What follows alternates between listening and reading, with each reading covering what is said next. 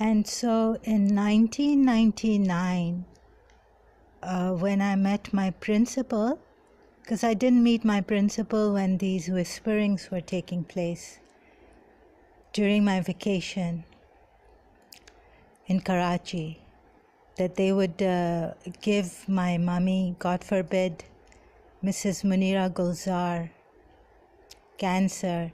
And I was saying, yeah, she is a Cancerian. Sorry. Anyways, so my principal told me that somewhere in her back, and sorry, I can't complete this sentence. And so during those days, I was praying this supplication we have in Shia Islam, Dua Sabasab. It links to Imam Mahdi alayhi salam. So behind is Imam Ali alayhi salam. Behind us is Amirul Mu'mineen, Imam Ali alayhi salam. So I used to visualize behind my principal also, Mrs. Munira Gulzar, whom I call Mummy too, is Imam Ali alayhi salam. In front is Rasulullah sallallahu alayhi wa sallam, in front of us. On our side, right side is Jibrail alayhi salam, Archangel Gabriel, and on our left is Archangel Michael alayhi salam. When she told me this, I didn't show her any kind of surprise or give her a worried look. And then whenever I would pray or visualize that my mummy is calling me, I would see this aunt of mine who got possessed years back. She would be messing up with the phone or the wire, so that my principal was just sitting there and couldn't call me. So I'm connecting the voices, whisperings that I had against my principal, which were really true, I guess. But the test came negative. She did not have cancer. So this time when I was thinking of God's wrath to fall on my enemies, because I was told it's this cousin who is involved in all this. There is also a good unseen force who has been controlling me and stopping me when I say no, no. And then when I say, yes, I believe you, then I can go on. So when this aunt of mine got me uptight in London, during those days when she made me become upset with her, I was 7 or 8 years old. And then later on, like I said now recently, that the wrath of God, if it comes on this person late, now she's gone. She went, and the only daughter she left behind was, I think, 9, 8 or 7 years old. As old as I was when I was in London, when she had upset me. So it's true, they say what goes around comes around. And I was told that this witch is trying to destroy my whole family, immediate family. And I was told that I should seek help. I alone will not be able to control this. So I'm giving you my part of the unseen evidence given to me that you might believe is absurd or too far-fetched a connection that I'm making. As I was being told, I felt helpless and quite contracted, like, upset again. And this reminded me of my childhood years when this late aunt made me upset, and I would be sitting there inside, like I was eating myself from inside. It was, there were many scenes that were objectionable. Many a night she made me very uptight. My problem was that she would have to come into my room after the disco parties late at night. And I didn't feel like seeing her face even. So what I would do is close the lights of my room and pretend I'm sleeping. And one night she came and she said, "I know your lights were open, I know you're awake."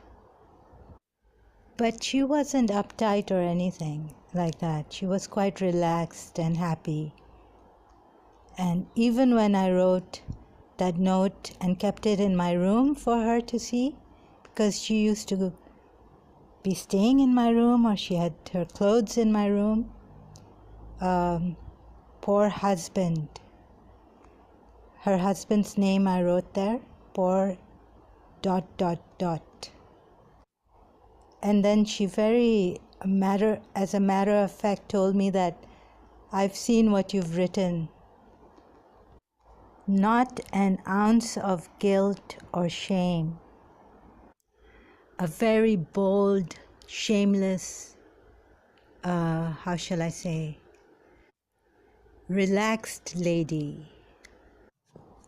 And very clever, intelligent, dumb." Sorry, this is not the intelligence of a good person, godly intelligence. These evildoers are wrong and dumb. It's very easy to betray a trust, but to build a trust, it's very hard, and to maintain it. It's very easy to destroy a building, but to build a building, a community, a society of trustworthy, honorable people, it is very difficult. It takes great courage and intelligence of God. Yes, and I'm told they even got to my little sister, younger sister.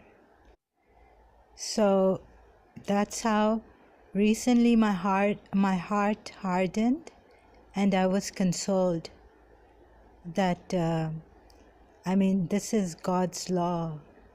It could come on her daughter again. She is innocent, she may be an orphan, but they got to your sister, the principal, mass murdering with air blue, against innocent people. I'm sorry, but thank you so much for bearing with me as I'm slow in talking and can't really explain things properly or put them in a proper sequence. I keep forgetting and all. So yes, in the previous first video I couldn't explain, I was feeling guilty again that my heart has hardened against an innocent being. And I realized that I was doing a drama when attacking her on Facebook, saying get up against your brother and all this. It was a drama which turned into like I was really now involved in this. So again, this was happening to me, and I sat myself and started to introspect. What's happening to me? Why am I becoming so hard-hearted and revengeful? And then I was told, I was kind of being consoled, don't worry about it. It is not your fault. And yes, another thing why I suspect this cousin in the USA is that the church mass, where Miss Desa also was, I used to for years in our separation visualizes. I had done creative visualization. I had read creative visualization book by Shakti Goen. So, and I had these rumors coming to me while I was doing my O-levels in the school, Center for Advanced Studies. And I used to think that if there is any fear that Miss Desai has about me, I want to show her, God, please get me married. And then when the marriage thing was not happening, I even thought of renting a husband. Can you believe this? Rent a husband for Miss Desai to come back and come to my wedding. I even asked her if she would come for my wedding. Surprisingly, she told me no. So I used to visualize that I'm with my husband, Miss Desai is there, and we're having a good time for Christmas. And we're even in church, my husband and I, happy with Miss Desai. And then there was no husband with me in the church, but coincidentally, this cousin asked me, because his wife, Russian wife, was a Christian, and he wanted her to attend the Christmas Mass there at Miss Desai's church. But my Christian friends, family, and us, we were all surprised when just before Mass started, my cousin was asked to leave the church. So in 1996 in London, I met this clairvoyant who told me every symptom of mine, and that I should be bedridden. How did I come here? And that until this witch is alive, the person doing witchcraft against me and my family, I will not get married. Visiting her, we had 3 wishes, and one was I prayed for marriage. But she told me that you will not get married until this witch is alive. So, and no prayer until now has come true.